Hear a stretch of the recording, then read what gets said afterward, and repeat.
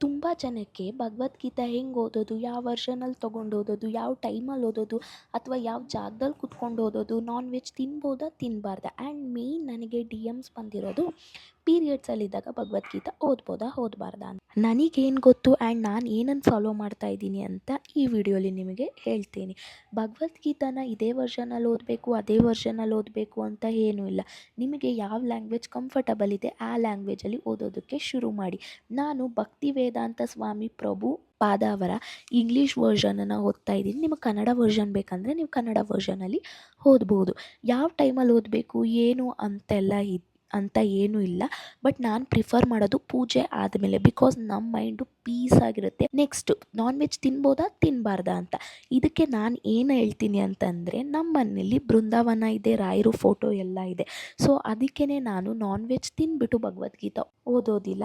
And ಎಲ್ಲಿ ಓದಬೇಕು ಅಂತಂದರೆ, ನಾನು ಪ್ರಿಫರ್ ಮಾಡೋದು ದೇವ್ರ ಮನೆಯಲ್ಲೇ ಓದಿ ಅಂತ, ಅಥವಾ ದೇವ್ರ ಫೋಟೋ ಮುಂದೆ ಕೂತ್ಕೊಂಡು ಓದಿ. ಅಲ್ಲಿ ಸೋಫಾ ಮೇಲೆ, ಟೆರೆಸ್ ಮೇಲೆ ಅಥವಾ ಟೇಬಲ್ ಮೇಲೆ ಕೂತ್ಕೊಂಡೆಲ್ಲ ಓದೋದಕ್ಕೆ ಹೋಗಬೇಡಿ. ದೇವ್ರ ಮನೆ ಮುಂದೆ ಕೂತ್ಕೊಂಡು ಓದಿ, ಅಥವಾ ದೇವ್ರ ಮನೆ ಒಳಗಡೆನೇ ಓದಿ.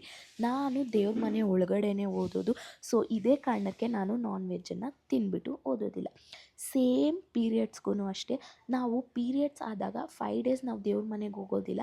ಅದೇ ಕಾರಣಕ್ಕೆ ಆ 5 ಡೇಸ್ ನಾನು ಭಗವದ್ಗೀತಾನೂ ಓದೋದಿಲ್ಲ. ದೇವ್ರ ಮನೆಯಲ್ಲಿ ಓದೋದ್ರಿಂದ ನಾನು ಇದನ್ನು ಫಾಲೋ ಮಾಡಲ್ಲ. ಸೊ ನಾನು ಪ್ರಿಫರ್ ಮಾಡೋದು ಪೀರಿಯಡ್ಸಲ್ಲಿ ಓದೋದಿಲ್ಲ. ಬಟ್ ಕೆಲವರು ಓದ್ತಾರೆ, ಕೆಲವರು ಓದಲ್ಲ. ನಾನು ದೇವ್ರ ಮನೇಲಿ ಓದೋದ್ರಿಂದ ನಾನು ಪೀರಿಯಡ್ಸಲ್ಲಿದ್ದಾಗ ಓದೋದಿಲ್ಲ. ಸೊ ನಿಮ್ಗೆ ಇನ್ನೂ ಏನಾದರೂ ಇದ್ರ ರಿಲೇಟೆಡ್ ಡೌಟ್ಸ್ ಇದ್ದರೆ ನನ್ನ ಕಮೆಂಟ್ ಸೆಕ್ಷನಲ್ಲಿ ತಿಳಿಸಿ, ಅಥವಾ ನನಗೆ DM ಮಾಡಿ, ನಾನು ನಿಮಗೆ ಕ್ಲಾರಿಫೈ ಮಾಡ್ತೀನಿ.